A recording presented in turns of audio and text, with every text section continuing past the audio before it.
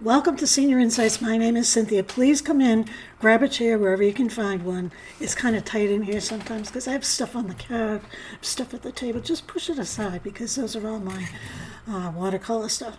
Anyway, we are going to talk about why I stopped apologizing for staying home and how everything changed.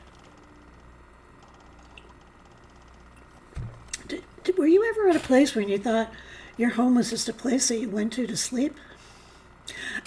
I don't really feel that way now, but I think probably some younger people do because they're so busy all the time. They have work, they have social schedules, they have their children's social schedules, and blah, blah, blah, blah, blah.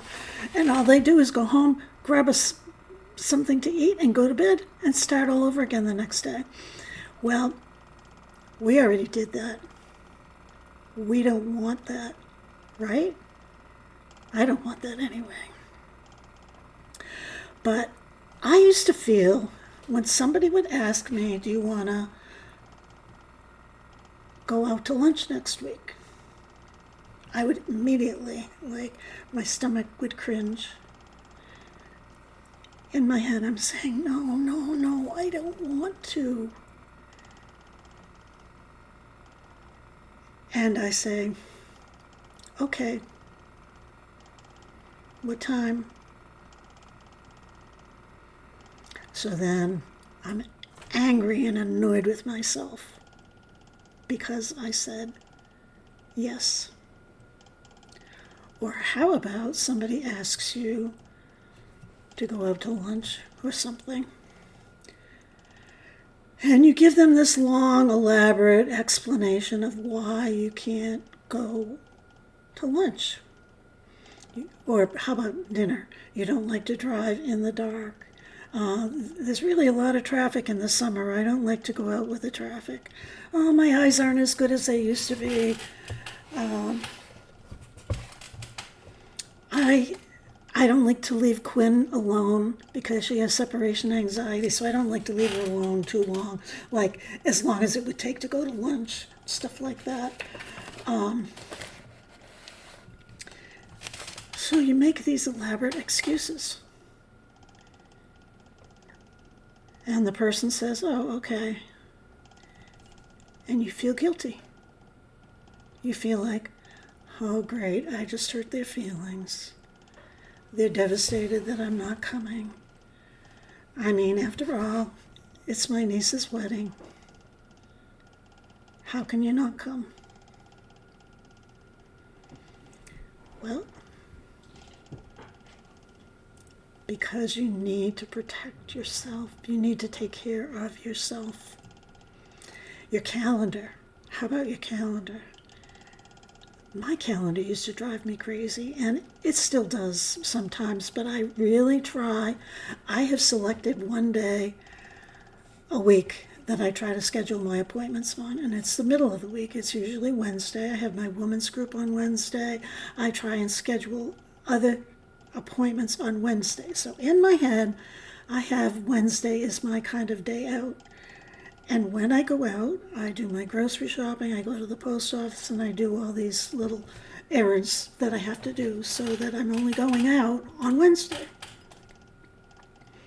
I like that, and most of the time that works until you're going to... Another thing I discovered when we were on vacation is I'm deaf. I'm getting hard of hearing. I kept saying, what did you say? What did you say? I didn't hear you. Could you say that again? I did it. I did that. So I have an appointment to have my hearing tested. I didn't have any control over when the appointment was. It's 7 a.m. 7 a.m., an hour away. That means I probably have to get up at 3 o'clock to get ready to go to that appointment. I didn't have a choice. They just scheduled it for me. So that's going to make me crazy. I can't say no. I can't make an excuse because it was booked 6 months ago. That's how far out. You have to take what you can get. Beggars can't be choosers. So sometimes it doesn't work. But if you can streamline some of those things to guard your peace at home, that's a good thing. So the worst part, when someone asks you, or you have a schedule, oh, I want to go back to those appointments. Even the hairdresser, you know how a lot of people will book an appointment 5 weeks out, 6 weeks out, 10 weeks out, while they're there as they're checking out. I never do that. I have never had it. I have always felt that I will go to the hairdresser on my terms, when I'm ready, when I feel like I need a haircut. Whether it's 4 weeks or 10 weeks, I will decide. And I will call the hairdresser, and if she has an opening that day, which is very rare, they'll take me, or they'll find an appointment in the next 1 or 2 days. And that's okay. That's okay with me, because I was the one who decided that I was going to get my hair cut. Why do you have to have your hair cut every 6 weeks? I don't know. You have pressure from your family, your friends. Why don't you come over? People feel like you should be doing things all the time. I have a friend, she's doing something all the time. She never allows herself to rest, or if she does, she feels guilty about it. Oh, I didn't do anything today, and then she says she vacuumed and she washed all the windows inside and out. Honestly. Well, my windows haven't been washed in 2 years now. I do the inside, but the outside I used to do, but I'm not getting on a ladder, and I'm not motivated anymore. So I just have slowly come to the realization that I actually enjoy my own company. I enjoy your company. I enjoy sitting here talking to you. I don't always enjoy going out for whatever it is, if it's therapeutic group or it's a lunch or whatever it is. I don't necessarily enjoy that. But if your family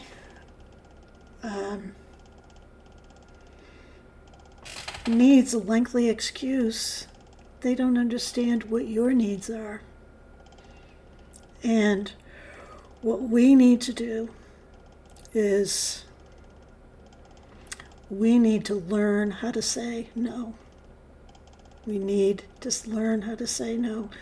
No apologies, no excuses, no long rambling list of all the reasons why you can't go to this occasion or that occasion, or, to the Girl Scouts Awards. Just say no. You can say, no thank you, I'm protecting my downtime. No thank you, maybe I'll go the next time.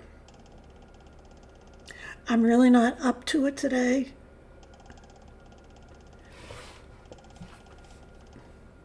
No. Thank you. So, drop the word sorry. Drop the word sorry. Don't say you're sorry. I'm sorry, but I can't come. No, you say, no, I am protecting my quiet time. Or I'm protecting my reflection time.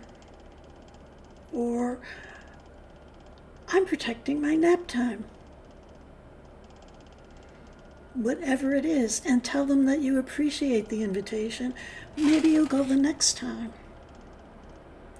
And so you leave it open so that they feel like they can invite you, that you're never going ever again. And then you still have the choice of, do I go or do I not go?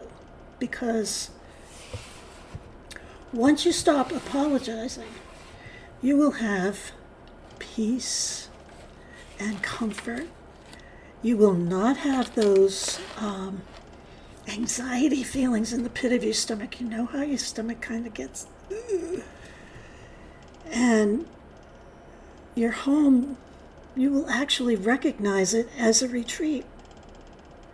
And that it's okay. It's okay to stay home.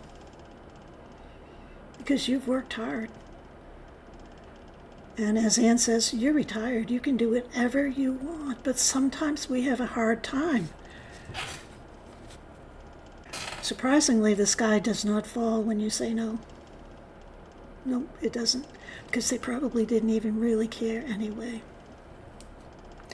Some people like to throw in their little guilt trip.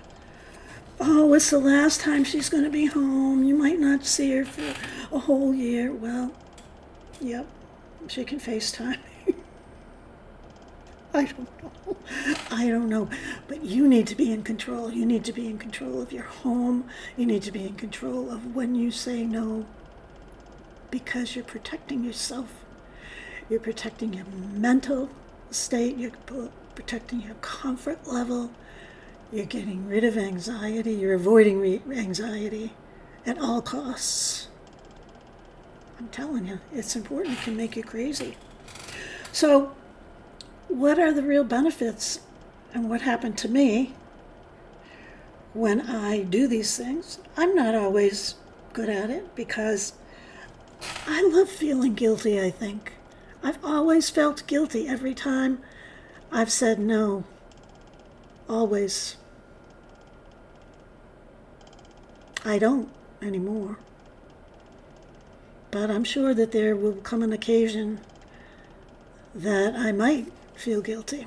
But there's so many other benefits of not apologizing for staying home. One of them is give yourself permission to sit in the recliner and recharge. Give yourself permission. You can do that. Yes, you can. Because you're retired, you've worked hard, you've earned it. This is your home. This is your safe place. So that is a benefit of saying no. You get more productive. That's a funny one. I'm not so sure. No, I think it is true. Because you might be inspired by me or someone on YouTube to clean out one drawer. One drawer. You'll feel good about it, and you've accomplished something. So you can also write letters, or you can do your hobbies. You can learn something new. My sister is retired and she's taking pottery lessons. I saw her on Facebook. She didn't call and tell me, but there was a picture of her. She's enjoying her retirement so much, but she's 10 years younger than me. So your relationships will get better because people will respect you. They will know where you're coming from. They will understand that you have to take a nap every day at 3 o'clock, or you have your tea every day at 3 o'clock. And those people that respect your boundaries, those are your real friends. They are. You have financial freedom. If you say no, you're avoiding a trip in your car, you're using less gas, you're putting less mileage, you're putting less wear and tear in your car. And look what happened to me last week when I went on my vacation. I spent money that I have been guarding since, actually it's been since January when I did that no spend month. And I allowed myself that. But if I went out next week, I would be really tempted to do it. I really would. So it gives you a chance for reflections to think about. Think about yourself. Think about what's important to you. Journal. Kentucky Life with Debbie, a lot of people in her group are doing scripture writing journal. And you should watch her and she can explain to you. It's basically, from my understanding, is reading a scripture verse and writing it down so that it kind of reinforces it in your head and it's a verse that you enjoy.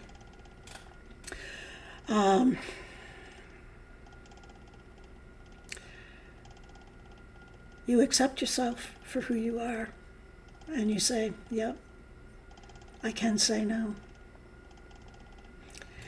And you'll realize that your home is your sanctuary. And the reason that your home is your sanctuary is because you worked your whole life to get that sanctuary. And you should enjoy it instead of traipsing around. Make it special. Remember when we talked about the autumn reset? Make your chair where you're sitting. Make that space special.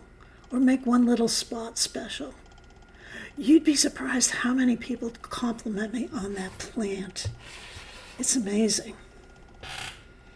So make one little thing special. So we know that we need to say no when we're asked. We do not need to say, sorry, I can't go.